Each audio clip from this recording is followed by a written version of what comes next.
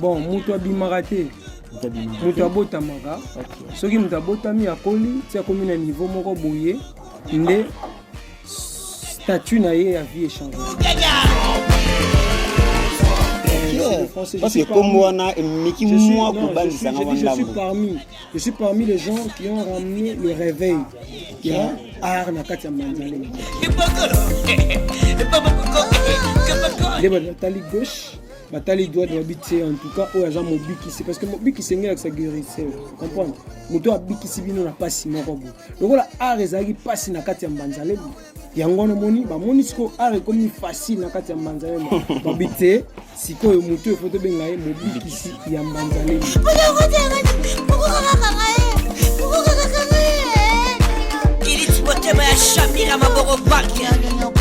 Bonjour chers internautes, bana poto, bana mikili. Mon nabino Prince Henri Bengo. Batuming za première fois découvrir ngai. Nazana sengo ya kosona bino susu na moya lelo. Avant no bano émission na pesa no moti na DJ1 oza cordon ya chaîne abiso na pesa moti bisika ozali.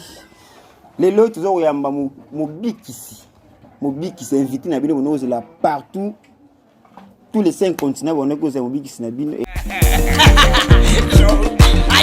L'autre est sengo ya koyamba invité na bino spécial au bono ko là partout na 5 continents ya monde entier.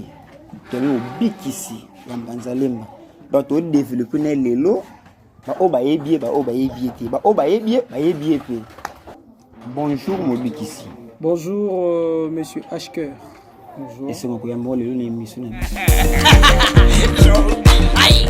Toujours aux amabélé na ngai, les anda kuna ngai, DJ TV HD, les anda kuna ngai quoi donc ngape sengoza makasi, plaisir est à partager. Je suis dans la maison et puis voilà quoi.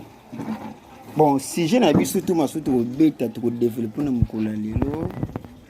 Faut te voir vrai nom na yo obato ba yebeli yo penza. En tout cas, mon vrai nom est Emmanuel Kimbukusu. Je pense que on a un vrai nom parce que dans la page sur les réseaux sociaux partout, comme on a toujours Emmanuel Kimbukusu. Dans notre cas, on a changé comme beauté. Nous avons Mobiki Mbanzalemba. On les a comme fan. Et comme on a toujours Emmanuel Kimbukusu, même dans Facebook, Instagram, TikTok, Twitter, partout je suis Emmanuel Kimbukusu. Donc comme on a un solo, ils allaient Emmanuel Kimbukusu.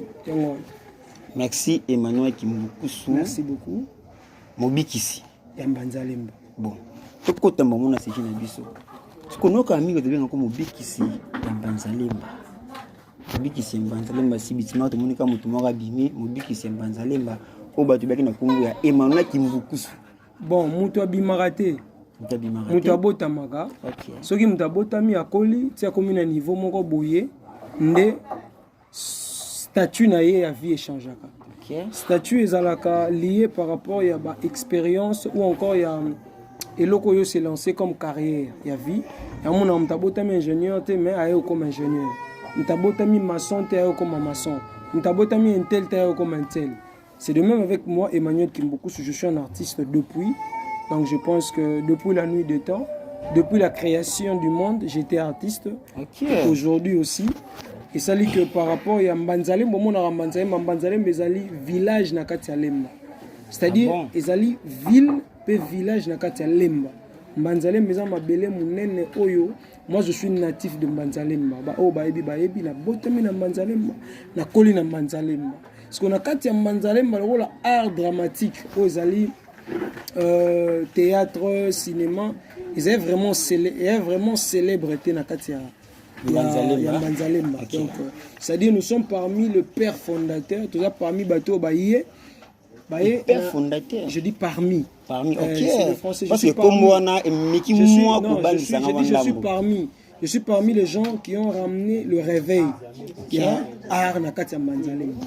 Ndeba batali gauche. Batali doit habiter en tout cas au hasard mobiki c'est parce que mobiki c'est ngela que ça guérissait comprendre moto abiki si bino na pasi moko bo donc la art ezaki pasi na kati ya Mbanzalemba yango no moni ba moni siko art comme facile na kati ya Mbanzalemba babite siko moto e photo benga ye mobiki si ya Mbanzalemba Et puis, ok, voilà. cher internet, vous comprendre, Mobiki c'est un banzalemba, aloba trop. So moni azo aloba mingi bwe. Donc en nature na ye, pesa musala oya salaka, aloba trop. Bon, Mobiki c'est un banzalemba, question na nga liboso, on a ko poser yo. Est-ce que tu as un parcours na yo? Deuxième question, voilà. Deuxième question na Voilà. ngezali. Ok. Est-ce que tu as un parcours na yo? Bandeko obazolanda biso bayebaki Mobiki na biso ya banzalemba parce que na mikili bana banzalemba baza kuna belé bayebaki Mobiki na biso parcours na ye ezabwe na ti lelo bayeba yo ndenge ke partout bazolanda Mobiki na biso ya banzalemba ngana ti biso ya nambo na banzalemba ti Voilà, c'est que kaka parce que biso na kata ki c'est que moi j'ignore souvent. C'est que tu le bara plus bana poto balanda biso. Non, bana bandundu baza bampangi na beto. Na bandundu baza bana kasai bazali bana idiot bazali. Non, polémique. Non, to silisa to okendete. Moi j'aime pas de polémique. Mais quand on a comprendre ce que moi je veux dire. Tout ça va plus focaliser quand on a bana poto te. Vous comprenez parce que moi na poto eza moto abotami na poto to pe mundele ndaza mona poto biso tout toza bana kin oza mabele na biso ça dit to sala makambuka pona bana poto te ça dit même Afrique même bamiki ba mboke belé bana posa na biso. Donc tu as posé la question à quoi parcours na ngai. Parcours na ngai est tellement simple parce que moi je viens de l'école du spectateur. OK. L'école du spectateur, ça veut dire quoi? De l'école du spectateur. Donc école du spectateur ezanine parce que meilleure école ya monde mobimba meilleure école na art pe na domaine nyonso eza école de spectateur. C'est-à-dire moto dans école de spectateur ezali moto oyo azo apprendre na kotala bato musu ba osala. C'est-à-dire moi je suis parmi les gens oyo balingaka théâtre pe balingaka théâtre mingi na tala bato mingi nazo expérience na na kotala. Et en dehors de ça, je pense en 2013 na ba la foudre que je salis mon vieux la foudre Kake. Tout ça bateau tout le cas tout créer structure mon quoi théâtre dans Banzalemba mais et simbagate parce que moi je devais voyager na kendaka mboka mupaya et que ça là que et ça la makité c'était en 2013 que je commençais avec ma carrière. Mon carrière dans en 2013 et après je me suis lancé à l'INA en 2015 où je me suis inscrit en art dramatique. Quand je me suis inscrit plutôt en art dramatique, c'est là que j'ai pris le théâtre comme profession, le théâtre comme métier. Et puis voilà. Donc sur ce, et voilà. Mais je suis parmi les gens qui travaillent d'abord seul. Ou à l'écart peut-être on a beaucoup de bakité. Je n'ai pas de président. Pour comme tel bakité, on a président non. Sauf que j'ai des gens que j'admire. Viennent baladi et sobe on a robin du papa. Fiston ça beaucoup de gens qui font très bien leur travail. Ce sont des gens que moi j'admire et des gens que je puis avoir quand même de conseils et pas na bango. Mais disons par rapport à parcours, je suis une personne qui s'est formée par rapport à la télé. Je viens de l'école du spectateur, je regardais les gens. C'est sur base de Sandé et Salangaï Nazala, ou Nazali Mobiki Siambanzalemba. C'est par rapport aux efforts personnels. Et s'il ne faut pas ignorer d'autres personnes au peut travailler dans l'AI. Et puis voilà, la carrière solo dans la quoi. Merci Mobiki ici. Ok. Par rapport au parcours, on a eu au Betelibiso. Merci, bana Congo, na bana Libanda, na bana Bandundu, kani Mobiki Selobaki. Vous comprenez parcours on a eu. Si vous avez difficulté au monde dans le monde où il y a art, tout le monde il y a théâtre, au biso, tout bien dans le monde il y a maboki. Une chose que les gens ne peuvent pas ignorer, c'est que au moins dans le monde de l'art, si dans le monde t'es kamai. Si tu n'as pas d'argent, t'es kamai. Parce que la difficulté les bosso dans le art, et ça travail. Et pour travailler, tu dois avoir l'argent. Tu dois vraiment avoir l'argent. À ta million, mais il faut avoir l'argent. Parce que dans l'art, si tu n'as pas l'argent, tu vas mendier. Vous comprenez? Si on a un bon côté au mendier, si on a un bon côté au la banzala mususu, pe au salamaramabe. Je te dirais une chose. Aujourd'hui, on voit des sextapes. Si vous êtes un journaliste, vous voyez, vous avez des sextapes, des artistes, pourquoi? C'est lié à la finance. Finance, au moins, artiste, amemi bino na ndako moko boye ya manzanza juste pas le bagage ah ils pas na biso bosunga biso to vivre na passe on a tout baneti il est réalité que je finisse ça dépend batterie réalité zali mais mon so amemi on a place moko on a comme critique hein mais critique ça en a deux sens parce que na yebi non écoute-moi critique ezaka na deux sens. Mot critique ezaka positif. S'il vous plaît, émission ezanga yo oza invité. Parce que tinengo lobi bongo parce que et puis ne billet de landaki. Mais kokatanga même aloba olobi to mona ki meto tanga ba kombo. Mais kokatanga maloba. Tina katuti. Kokatinga déjà. Tina katuti mais lobi s'il vous plaît. Bino ba ibutanga mingi. Bon, ça me plaît pas. Okay, ça me plaît pas na continuer. Merci, continuez. Moi je suis en train de parler de mon expérience. Oui, c'est on appelle ça conseil. Donc yoka conseil na. Non, on a vu par rapport à conseil na bi que ba avantage mais na moni okomi ko tangela nga ba misusu. Ba désavantage. Ba kena ba to ndok moi manzanza tu parles de désavantages non? Si na monde oyo. Oui, moi maintenant je te ramène des avantages. Comme yo qui na la télé-réalité, mais la télé-réalité des avantages et animi. Si quand tu n'as pas l'argent, na kati ya monde ya théâtre et continue na osala makambo oyo et seigneur qui osala te. Prévenez que tout le monde a sex tap, prévenez que tout le monde a mutakosi ndako na bangote menda kuna ye amemi yango juste pour bayo ki na pas donc yango non mais moi pour dire ba difficulté makasi eza kozanga mbongo kozanga makoki bandeko bosala ka biloko wana bolanda mobikisi yo azolo ba vérité pe conseil azo pesa bina. Voilà. Donc c'est un conseil que moi je donne ou encore je suis en train de ramener les gens à la raison. C'est-à-dire la difficulté à makasi zambongo. Parce qu'il y a tellement d'artistes, je comprends. Bah artistes basés belé na kati ya mokili yo, na kati ya RDC ba talent est belé mais eloko boma bango za makoki. Makoki ezati. Donc makoki ezati. A retourner na caméra nini, a kofuta caméraman nini, donc il aura besoin d'avoir un producteur mais ba producteur peut bazara sous-souté. Donc difficulté à makasi na kati ya monde ya art oyo monde tozali ezaka makoki parce que soza makoki te oye banati. Tu feras n'importe quoi, tu feras le sex tap au bandarobe la patron nani parce que neti ngabo tira la mona ngate na bela boss kabela ngambongo et tika la po mona est-ce que biki émission to bomba ngo ato bombi yango ata sans fona bandika ya na ngalelo te donc zone de passer na ngai bimise na pesa na bela ki boss kabela ngambongo oui ça c'est la vérité. Voilà. Donc tu peux continuer donc dans le sens là. Merci. Donc makasi problème makasi zaka mbongo avantage. Voilà. Avantage à Moussala Ezali parce que être un artiste c'est être Dieu, un petit Dieu. Tu vois, un artiste c'est un exemplaire. L'art c'est la perfection, l'art c'est la beauté. C'est-à-dire une personne qui fait l'art, c'est une personne qui est respectée. Tu vois, même plus que, je pourrais dire pour extrapoler, plus que même un président de la République. J'extrapole. Pourquoi je dis ça? Un président de la République a-t-il à la président pour la RDC. Mais un artiste ne reste pas artiste car pour la RDC. Okay. Tu vois, c'est-à-dire un artiste, l'art brise les frontières. Art est dans la frontière. Vous comprenez? Ça dépend de techniques que j'utilise. Nous avons la gestuelle, l'improvisation, nous avons tout, nous avons le travail corporel, nous avons beaucoup de choses. Le mime, tout est dans la carte. Oh, ça là que muta c'est kaba technique des l'expression faciale m'a modélé.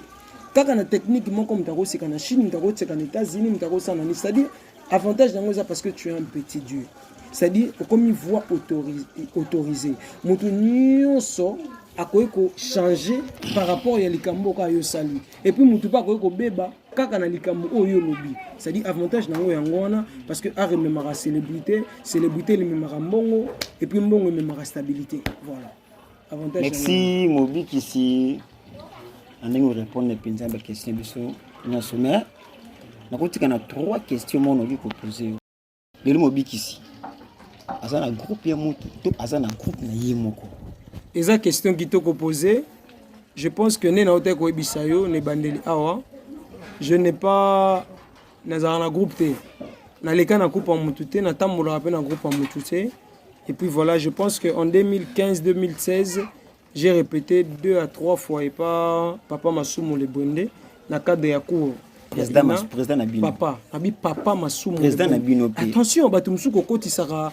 Kokoti Sara polémique. Attention, président, je dis papa, je dis d'abord, je commence par dire Papa Masumu. Okay. Laisse-moi parler de Papa Masumu. Titre il y a président et ça titre mon sous. Je parle de Papa Masumu. C'est d'abord mon papa. Écoute, c'est-à-dire je dis ceci. Est-ce que qu'il soit président ou qu'il ne soit pas président et le monde qui vaut papa nae? Mais non. Non, laisse-moi l'appeler Papa Masumu. C'est moi qui vais l'appeler Papa Masumu. La salle répétition 3 fois et pas Papa Masumu. La cadre s'il te plaît. Que j'ai fait. Omoni bandeko o bazolanda biso partout dans le monde. bayebi président Masumu de Brandé na PC Mbote Bisika Azali aza président ba artiste et comédien nyonso bien sûr ngamo nebi ki aza papa na obenga papa mais tant que ça artiste et comédien reconnu que ça papa na. Mais non, pourquoi est-ce que tu veux que prochainement obenga une émission non ayate? Parce que tu veux olingi polémique. Or que moi je veux pas de polémique. Mutu o aza président na biso so ina bengi papa erreur yango na. Toi tu l'as appelé président Kokite. Tu l'as appelé président Kokite. Mais tu n'es pas un comédien, moi je l'appelle papa. Tu sais pas pourquoi je l'ai appelé papa. Oyebi ba affinité na intimité na biso mi balete. Tu sais pas. Yango na biso je l'appelle papa. J'ai répété 3 fois et pas papa Masumu et blindé. J'ai répété 3 fois et pas naye na cadre ya makambuya théâtre. Tu brises des questions. Soit dans la ligne, je l'ai été. Ok. Écoute, voilà.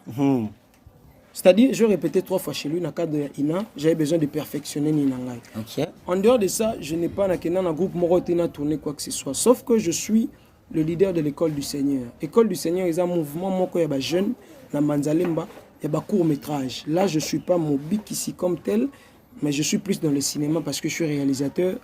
Ok, voilà, je suis réalisateur, je suis écrivain, j'écris les scénarios et puis voilà. Ok. Là, j'ai l'école du Seigneur, c'est une école où on a bien l'école du Seigneur et un groupe cinématographique où je travaille ensemble où je suis le leader de ces groupes. Mais en dehors de ça, je n'ai pas un groupe de théâtre, groupe à théâtre tous les lundi, mardi, mercredi, ça je n'ai pas. Mais en tout cas, j'ai une équipe. Voilà, j'ai une équipe d'où nous travaillons ensemble pour notre bien-être et art. Donc dans ce sens-là. Puis voilà. Merci Mobik ici. Deuxième question, avant dernière question, Nangezali. Nous avons besoin de la caméra. Oui. Tu as la caméra. Ok. Parce que tu as cheaté. Ok. Relation à yo. Na junior Mobik ici. Oh, tu viens comme Mobik parce que hier, à la période où la yé, peut marquer Mobik ici. Parce que tu as des Mobik ici. Ah, on a Kinshasa. Voilà. Donc, comme tu viens de poser la question, je pense que tu as Mobik ici junior. Junior Mobik ici. Naïbi ba junior mi balé ba joueur rappelé Mobik ici. Ok. Voilà, il y a junior en Banzalemba et puis il y a aussi junior Bankale, un grand frère aussi que je connais, que j'admire aussi. On a yebi na mon rappelé à ça la vidéo. Mais je ne sais pas d'où vient le vrai et d'où vient le faux. Parce qu'il faut comprendre une chose, que c'est un personnage. Un personnage n'appartient pas à une personne. Il y a une différence entre une personne et un personnage. C'est-à-dire que Mobik ici, c'est un personnage. Quand est-ce qu'on devient Mobik ici? C'est quand tu mets la plante au Soutani, au Tchepi Mongongo, ou c'est ça qu'on appelle un personnage. Ce sont des caractéristiques attribuées à une personne pour un personnage. Mongongo, on a film à Jésus. Voilà. Yango on a des la personnage ya film à Jésus. Yango on ça la personnage ya Batunio so oyo bakoya pe bakolata pe kaka. Ma relation entre moi et Junior, je sais pas Junior Bankale ou Junior Mususu. Tinga zo ba Junior Mobik ici o akangi Congo Mobik. Congo bakanga ngoti d'abord. Parce que on a yebi Junior Mobik ici. Oh, alors la succès makasi na kati Kinshasa. Ah, si tu venais me parler. Parce que le cause de autant par exemple te kobi mangana ah wana Junior pour ba ben comme Mobik ici. Na ningo lati we. Temo soko ah Mobik ici wa Junior ah wana été. Merci. Donc dans sens wana on a eu Monique qui n'a posé la question parce que mingi baby tu nda mi mona Junior Mobik ici. OK. Parce que na sola veut tout le temps comme mutunyo so. OK. Non, ça pour moi c'est une bonne chose. Moi maintenant il faut me laisser le temps de te répondre. Tu vois. Quand tu me dis que Junior Wakani Mokili Mobimba. Si. Attention, il faut jamais dire ça. Congo bakanga ngote. Le succès est éphémère. Tu vois? Succès est éphémère. Bato basala ba succès. Oyebi bat lokola to lokola ba musicien lokola ba nyoka longo. Vous comprenez? Vejosa. Yo moi na 10 ans robo ya Vejosa. Nicolas innocent balou. OK. Vous comprenez? Aboy ven lo ça. Pourquoi aboy ya pona tango na bango innocent d'oreni. Vous comprenez? Mais Mikolo baby que na tango na bango Vejosa de salene arenia qui donc succès éphémère. Succès ça pour un temps. Tu vois? Moi je peux pas venir dans le plateau pour parler de Junior. OK. Voilà, c'est un frère que j'admire beaucoup et que j'ai beaucoup de respect pour lui. Nakoya tena lobela ye. Vous comprenez parce que moi aussi je peux pas permettre que a lobela ngai. tu vois. Je peux pas permettre ça, sauf que on n'a pas d'affinité, tu vois. Tu banda cop et si comme mon côté, tu travailles et si comme mon côté, tu as une production et si comme mon côté. Donc c'est vraiment impossible que tu aies au moins une relation où ils sont proches. Donc disons que peut-être dans mon sika, je sais pas ce qu'il y a à la rangaï, peut-être qu'on a la cahier. Je sais pas, mais la relation est cause à la distance. Mais proche, on n'a pas vraiment de relation. Mais on a un téléphone, ça plaît au téléphone. Il y en a bien des pas d'affinité. On n'a pas d'affinité. Donc, tu as bien un téléphone. Pourquoi? Pour te sur la nini. Mais si tu as une chance, parce que moi aussi je suis trop rare, tu as une chance, et tant que deux Congolais, je pense que tu as Banzambala. Tu as entre Mukolo, Yaya, Naleki. Vous comprenez? Ou soit entre Bandeko. C'est tout. Ce n'est pas un problème. Il y a la polémique. Il y a aussi des points de mesure. Mobiki si na moni dernière question sur Bombiango. Naki pose la première fois. Tina yamba deuxième fois. Na ko konjuju ko yamba. Faut que ça bien. Mobiki si yambanzale m'a passé. Soko ke na mobiki si za lokwa to benga nzambe. Nzambe. Okay. Nzambe na za mobiki si. Yenda za mobiki si. Yesu mobiki si. Ko mobiki si yambanzale. Vous comprenez? Faut qu'on insiste à la place wana. Ok, mobiki si yambanza limba naza pinza na esongo ya koyamba na émission na ngai avec plaisir. Cher internet tokomi na suka leo zaki esongo ya koyamba mobiki si na biso yambanza limba na yebikie to yamba su deuxième photo continuer ko sola masolo ze belé ko développer mais oui tant ko mukie parce que to mobiki si na plein tournage akati ko tournage na e pour na ko répondre à invitation na biso na yebiki mbasi ma to continuer. Merci beaucoup. Moi aussi, je remercie les internautes. Merci beaucoup. Je suis heureux à Solana Bino parce que Bino vous avez spectateur, Bisso vous avez acteur. Et puis voilà, donc entre Bisso et Bino, bon vraiment, ils ont raté parce que tout ça, merci beaucoup aussi à Bateau Union sur Balandi Bisso. Et puis, bon, continuez toujours Kolanda Bisso, chaîne au DJ TV HD. Et sa chaîne au Boromon en exclusivité. Vraiment, je suis tellement rare. Dans la production, c'est pas parce que Nabi Moussalate, mais c'est parce que na lingarate ba utiliser ngai. Ndenge ba utiliser ba tebele ti ba sili lelo. Pendant to beti cela aussi laté. Ndé ba sili pe lelo. Mais na lingité ba utiliser ngai ngomoni, on travaille en collaboration avec DJ HD et puis voilà, je pense que le reste est à venir. Merci beaucoup, merci Penayo. Merci pour la question nayo, ils ont m'abété. Merci na Balandi Nyoso. Merci beaucoup. Donc voilà quoi. Comme je pourrais encore dire, pour ne pas échapper, le numéro de téléphone pour Nabato Balingaka, Emmanuel Kimbukusu, le plus 243 82 47 10 660. On a numéro, il y a bureau, numéro na moko. Bureau est à la raté, bureau Bomarabato, bureau quoi ici. On a mis Domara bureau quoi ici Batebelem.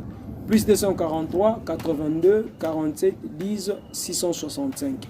Voilà, on a un numéro de téléphone en live. Facebook Seigneur Kabe Kimbukusu, Facebook Emmanuel Kimbukusu, page Facebook Réalité sur Réalité sur scène.